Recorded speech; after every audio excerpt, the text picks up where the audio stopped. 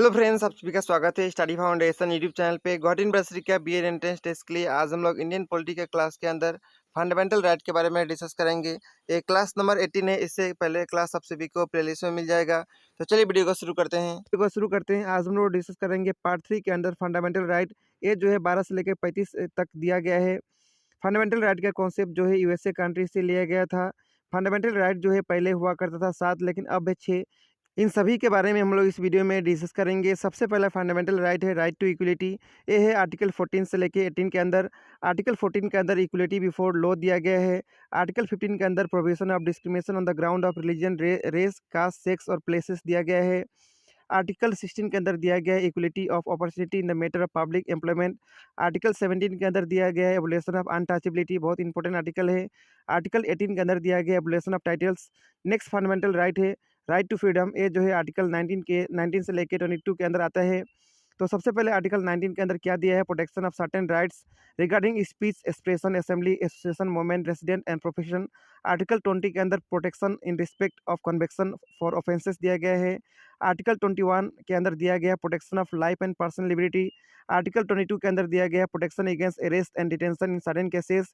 इसके बाद नेक्स्ट हम लोग डिस्कस करेंगे राइट टू एजुकेशन के बारे में, जो कि आर्टिकल 21A के अंदर ऐड किया गया।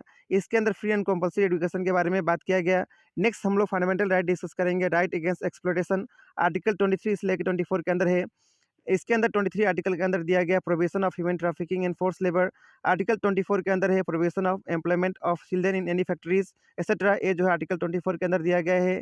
नेक्स्ट फंडामेंटल राइट है right to freedom of religion. Article 25 से लेकर 28 के अंदर आता है।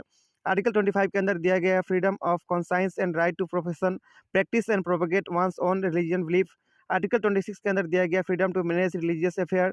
आर्टिकल 27 के अंदर दिया गया freedom from taxes for promotion of any particular religion. Article 28 के अंदर दिया गया freedom from attendance of religion instruction और religious worship in certain educational institution. इसके बाद नेक्स्ट फंडामेंटल राइट्स है कल्चरल एंड एजुकेशनल राइट्स। इसके अंदर आर्टिकल 29 के अंदर दिया गया है protection of interest of minority. Article 30 के अंदर दिया गया right of minority to establish and administer educational institution.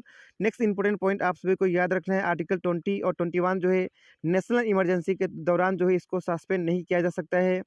Next point आप सभी को ध्यान रखना है राइट टू प्रॉपर्टी, जो फंडामेंटल राइट था पहले उसको रिमूव करके लीगल राइट कर दिया गया है, जो कि आर्टिकल 31A के अंदर आएगा। और इसको जब किया गया था 44 अमेंडमेंट करके 1978 में इसको रिमूव किया गया था फंडामेंटल राइट से। नेक्स्ट राइट से right to constitutional remedy, right to move to Supreme Court under article 32। Supreme Court में कोई भी पर्सन मूव कर सकता है आर्टिकल 32 को यूज़ करते हुए, और हाई कोर्ट में मूव कर सकता है आर्टिकल 226 यूज़ करते हुए जब भी फंडामेंटल राइट वायलेशन होगा। आर्टिकल 32 को B.R. अम्बेडकर के द्वारा heart and soul of the Indian constitution कहा गया था।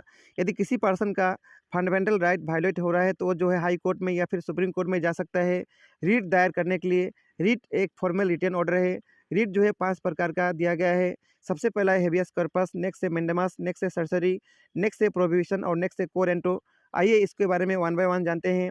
हेबियस कॉर्पस मतलब होता है you may have the body to release a person who has been detained unlawfully whether in prison or in private custody. Mandamus मतलब होता है we command to secure a performance of public duty by lower court, tribunal or public authority. Sorcery मतलब होता है to be certified to quash the order already passed by an inferior court, tribunal or quash judiciary authority. Prohibition मतलब होता है the act of stopping something to prohibit an inferior court from continuing the proceeding. Coerento मतलब होता है what is your authority to restrain a person from holding a public office to which he is not entitled. तो ये सब था fundamental rights के बारे में। इसके बाद हम लोग इस टॉपिक से प्रीवियस ईयर में एग्जाम में जो क्वेश्चन है उसको हम लोग डिस्कस करेंगे। सबसे पहला क्वेश्चन है the right to education act was actually implemented by the government of India. इसको इम्प्लीमेंट कब किया गया था? 1 अप्रैल 2010 से। तो इस क्वेश्चन का सही आंसर होगा ऑप्शन नंबर 4। इसके बाद नेक्स्ट क्वेश्चन है 36 constitutional amendment act 2002 inserted which of the following article in the constitution of India. वो है आर्टिकल 21A।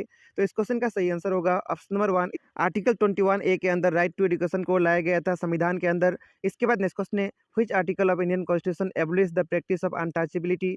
वो है आर्टिकल 17। तो इस क्वेश्चन का सही आंसर होगा ऑप्शन नंबर 2। इसके बाद नेक्स्ट क्वेश्चन है how many article come under right to equality. Right to equality के अंदर कितना आर्टिकल आता है? 5 आर्टिकल आता है। तो इस क्वेश्चन का सही आंसर होगा ऑप्शन नंबर 3। इसके बाद नेक्स्ट क्वेश्चन है fundamental right in Indian constitution have been taken from. Fundamental rights का कॉन्सेप्ट कहाँ से लिया गया था? यूएसए कॉन्स्टिट्यूशन से लिया गया था। तो इस क्वेश्चन का सही आंसर होगा ऑप्शन नंबर 2। इस वीडियो में हम लोग इतना ही डिस्कस करेंगे। इस वीडियो का पीडीएफ आप सभी को टेलीग्राम ग्रुप में मिलेगा। टेलीग्राम ग्रुप का लिंक आप सभी को डिस्क्रिप्शन बॉक्स में मिलेगा। मिलेंगे नेक्स्ट वीडियो में। Thank you so much.